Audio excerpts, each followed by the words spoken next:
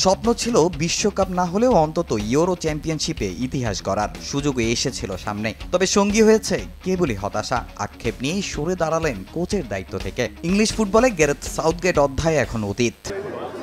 England একমাত্র বিশ্বকাপ শিরোপা জিতেছিল 1960 সালে। এরপর আর কোনো সাফল্যই নেই তাদের। ইউরো চ্যাম্পিয়নশিপও নেই কোনো অর্জন। তবে গ্যারেথ সাউথগেট দায়িত্ব নিয়ে বদলে দিয়েছেন থ্রি লায়নদের। স্বপ্ন দেখিয়েছেন ট্রফি জয়ের।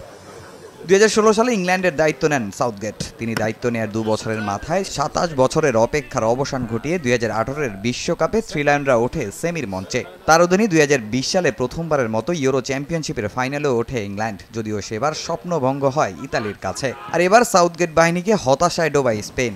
এরপর থেকেই কোচকে নিয়ে শুরু হয় সমালোচনা।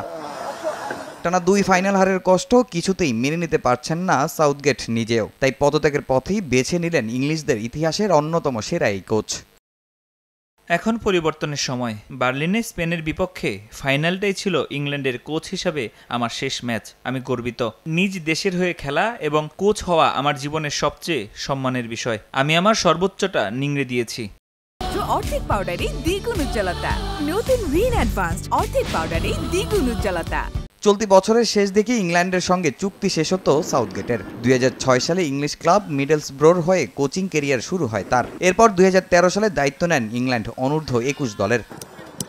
এদিকে গণমাধ্যমের খবর, ইংল্যান্ডের দায়িত্ব নেওয়ার আগ্রহ প্রকাশ করছেন বিশ্বের নামি দামি কোচেরা। জার্মান কোচ থমাস টুখেলও আসতে চান থ্রি লায়নদের ডাগআউটে। শোনা যাচ্ছে ইয়র্গেন ক্লপের নামও। তবে শেষমেশ কার কাঁধে ওঠে দায়িত্ব সেটাই এখন দেখার অপেক্ষা। তামিম হোসেন, সময় সংবাদ।